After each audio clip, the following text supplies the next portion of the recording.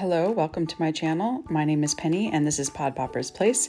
Today I'm working with Kendra's card challenge number 18 and we are using Crafty Stamp Company products today. Crafty Stamp Company is a super sponsor of Kendra's card challenges and I'm going to be working with Make a Splash stamp set along with Positive Tate's Ocean Adventure. I have colored the images with the no line technique, but I wanted to show you how it looks when it is stamped in regular black ink as well. This other stamp set is called Finned Friends, and then the last stamp set we have here is Ocean Friends. My first sketch will be based on sketch number 1, and then I'm going to be also using sketch number 13 and 14. I will show you how to create both sketch 1 and number 14. However, I will make number 13 off camera and just show you the results at the end. I already have my 3 strips cut, and then I have used an embossing folder on the background to get the nice bubbly scene, and then I'm just using the punch to get my 2 banners with an angle at the end. And all of these papers are also from Crafty Stamp Company, the shark ones, along with the blue background that our Positive Tate is sitting on. And if you are wondering who Tate is, Tate apparently is a potato, and he is awfully cute with some little legs and hands and dressed up in some little fun outfits. So the most important thing for this particular sketch is to make sure your first strip is laid down straight, and then everyone else should line up straight as well. And then the rest of it is pretty easy to put together. I'm just going to glue the little Tate straight on top, and then I will pop up the circle after I tuck the little 2 banners behind them. For this video hop, this is a giveaway hop, so please be sure to go down to the description box to fill out the Google form for you to have a chance to win a prize of an official patron membership from Kendra.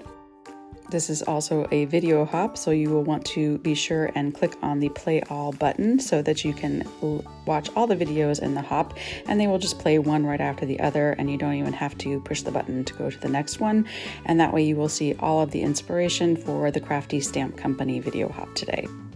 That finishes off my first card except for a sentiment, and I wanted to show you how easy it is to cut these straight sentiments out with just a regular cutting tool. And you don't need necessarily any special dies or anything, especially when they are strips like this, which make it really easy to just cut right around them, and you get a nice sentiment strip already laid out for you and ready to go. And I'm just going to glue that straight down, nothing special about that, but I love the little sentiment there. I think it's super cute. Take a bite out of life. For my second card, I'm going to use sketch 14, and you may have noticed that I am using different paper than I initially showed you at the beginning of the video. The other paper, while gorgeous, is different than the colors in my mermaid that I had already colored, and so I decided to use this purple tones from Crafty Stamp Company also that would match her much better. I'm cutting out the strips I need for this sketch, and I am not paying attention to the measurements because I later realized that the actual bottom strip is actually 1/4 of an inch larger for both the top and bottom layers. So I will recut those later when I realize my mistake. The sketch calls for a center piece that is 2 by 4 inches, and so instead of doing an oval, I just wanted to do a rectangle with some rounded corners, and then I'm getting a coordinating piece of cardstock to go behind that for a layer. And as I'm looking at it, I'm going, wow, that's really a big border, and I realized that I had cut that background layer too large, so I did trim it down and then re-rounded my corner edges.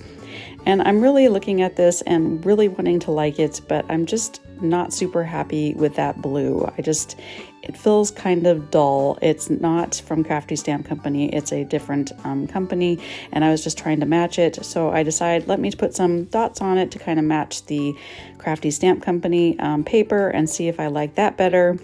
And I'm trying to like that, and then I decide, oh, let me put some ink on it and make them little shimmery dots with some metallic silver ink on that and see if I like that better. But no, alas, in the end, I am not happy with this and I go a different direction. So I've taken that background layer and I used a die to cut some holes in it, and I'm going to use some mirror paper behind the holes to give it some shine after I add a little bit of ink just to brighten up the purple a little bit and make it kind of stand out. I do want to be sure and tell you about Kendra's card challenges if you are new and have not heard of them or participated yet.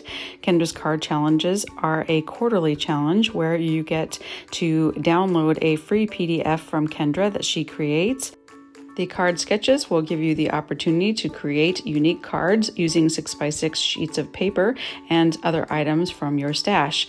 The only way to get this free PDF is to become a free Patreon at kendrascardchallenges.com. You can also support Kendra and her challenges each quarter by becoming a paid Patreon. You can support her for as little as $2 a month or upwards of $25 a month. And these comes with lots of added perks and benefits, including early access to D-Stash sales, access to download previous challenges, bonus printables, handmade cards from Kendra, monthly mystery card kits or card kit samplers, as well as chances to win additional prizes. And speaking of prizes, if you would like to enter the challenge each month, you can do so 3 times during the quarter. As we have already finished the first month in this quarter, you still have the opportunity to enter your 18 cards into the May and June folders. You do that by going to the current month InLinkz party link, and you can find that at the bottom of the PDF file when you download that for all of the sketches, or you can also find that on Kendra's Patreon channel. So here I have discovered that I did not cut my papers correctly, and so I am cutting them a little bit wider with the actual measurements that the sketch called for. While you do not have to follow the sketches exactly, I do feel like the wider strips that the sketch calls for actually gives the card a lot more interest than having them the exact same size. I do try to be really careful putting liquid glue on the back of this top layer because the mirror cardstock really shows any glue spots that you do get on there. So it is kind of tricky to make sure you get that laid down without getting any glue anywhere, but if you can, it really has some beautiful shine coming through. I did cut out by hand the sentiment "You're Mertastic," and then I am going to add the 2 little fishies that come with that set as well with the mermaid.